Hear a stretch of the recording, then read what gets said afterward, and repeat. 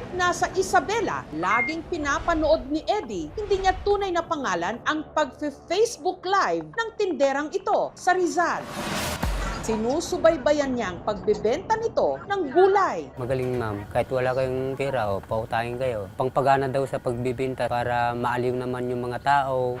Kaya laking gulat niya nung nalamang sa live stream nitong January 16, ang tindera biglang binaril sa ulo. Gulat ako ma'am, tinignan ko, patay na daw, may umiiyak.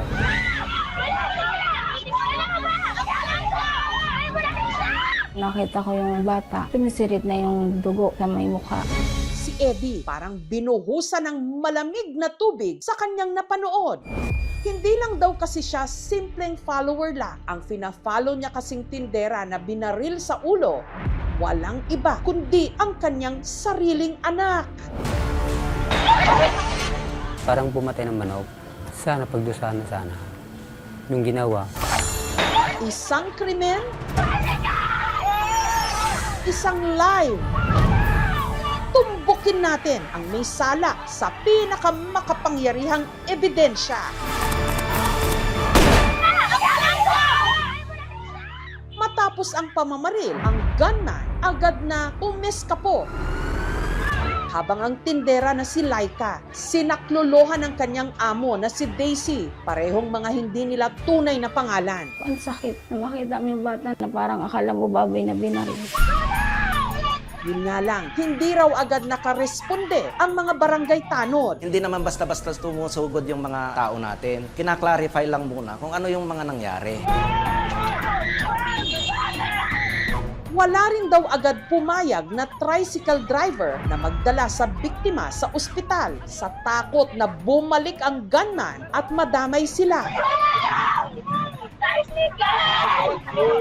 Buti may naawa na isang tricycle driver na isinaka yung bata. Task force natin nakakuha ng tricycle.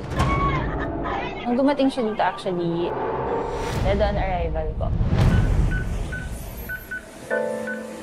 Dito po niya, magang-magana. Ay, pare tumigil yung mga dugo sa ulo. Pinapili po ako sa dalawa. Kung re-revive po, hindi na po.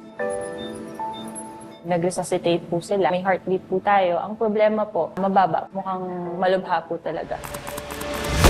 Ang bala kasi na tumama kay Laika, hinihinalang tumagos sa kanyang ulo. Ang dadaanan po kasi niyan is utak.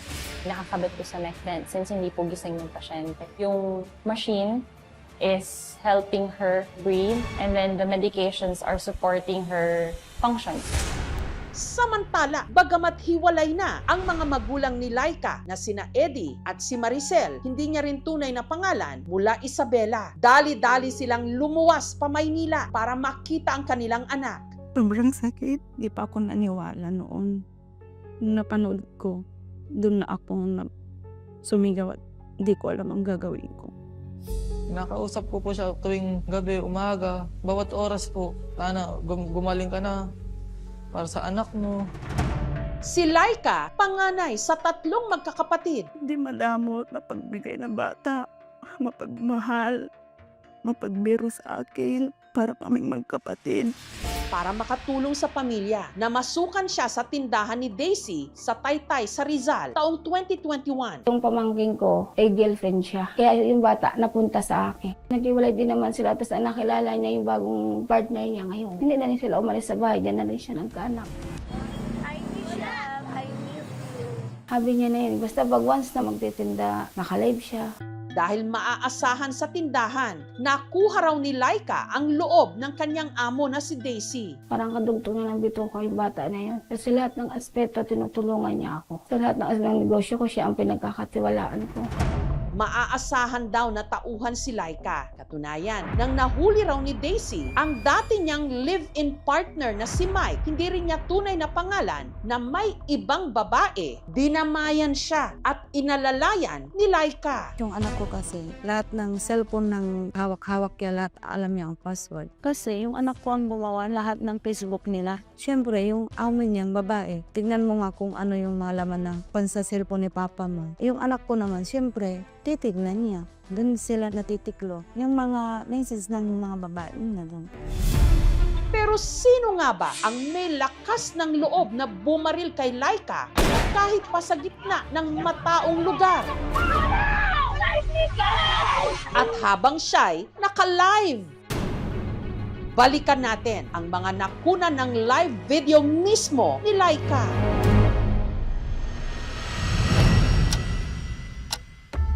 Bandang alas 4 ng hapon, nitong January 16, nagsimulang mag-live ang tindera. Gayos ako ng paninda. Marami kasing namimili nung araw na yun. Umikot ako saglit. Mag-aalas 6:30 ng gabi, nahagip sa CCTV ang paglapit ng lalaking ito kay Laika na nakamask at may suot pang sombrero. May hinugot ito sa bulsa. Ilang sandali pa, May narinig na akong putok. si Laika biglang binaril ng lalaki sa ulo.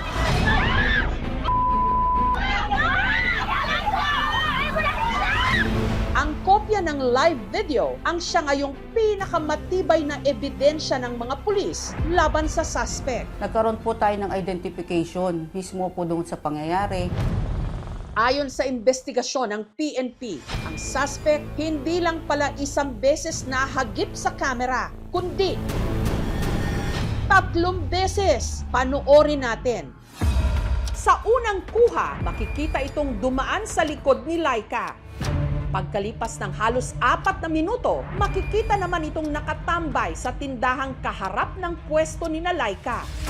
At panghuli, nung isinakatuparan na niya ang maitim niyang bala. Humanap lang siya ng pagkakataon na ang biktima po natin ay nakatalikod. Nag-fled on foot, ma'am, ang suspect po natin that time. Posible na taga diyan siya or kabisado niya yung lugar na yan. Kasi kaya diyan siya tumakbo kasi kung doon siya, maaaring matrap siya ng mga tao. Ang suspect, kahit na may mask at sombrero, namukhaan daw. Mismo pong may-ari ang nag-confirm. Na-identify niya po mismo yung dati po niya kinakasama.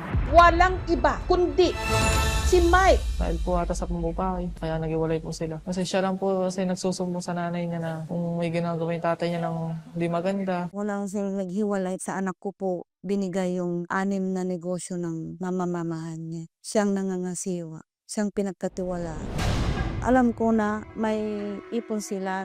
Nung nabinuksan na daw, wala na daw pong pera. Ang laman niya po daw, mga papel. Ang pinagala na kumuha ng pera ng suspect, may isip na talagang ayaw na niya sa kanya. Kasi 20 times daw na niloko ng asawa niya at pinagnakawan pa na.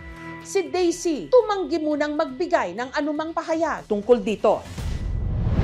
Samantala, nitong January 17, nagsagawa ang PNP ng hot pursuit operation at natimbog nila ang suspect. Si Mike nakapiit ngayon sa Taytay Rizal Municipal Police Station. Alaman po natin na ang suspect po ay nasa Angono. Hindi po natin na-recover ang baril na ginamit po doon po sa pangyayari. Mariin pong itinatanggi po ng ating suspect na yung pangyayari na hindi daw po siya ang gumawa. As of January 22 po, lumabas na po ang resulta po ng ating paraffin test sa suspect. Ito po ay nag-negative. Ito pong paraffin test po natin ay pumapabor po sa suspect, subalit hindi naman po ito nangangahulugan na wala na pong kaso na maisasampu po sa kanya. Kaso pong isinampa natin sa suspect ay frustrated murder. Pwede po itong pumanik sa murder kung sakali pong may mangyari man pong hindi maganda sa ating pong victim. Sinubukan naming hinga ng panayam ang suspect pero tumanggi siya. Ano ang ginagawa sa kanya asawa ko? Binaril niya po sa ulo. Sana habang buhay na po makulong. So sino bumaril sa asawa ko? Sana, kung gumarisaran na, kapulungan sana habang buhay sa loob para produsami yung kasalanan. Nito lang Biyernes, si Laika tuluyan ng binawian ng buhay. Mahirap talaga kami na mag-decision sa dibdib namin kung anong kabigatan, tatanggap namin. Nananawagan po ako na sana matulungan yung aming anak. Kasi po, walang-wala po kami. Hindi alam ni Laika na ang huli niyang pagla-live hindi lang para sa paninda, kundi para rin sa hustisya.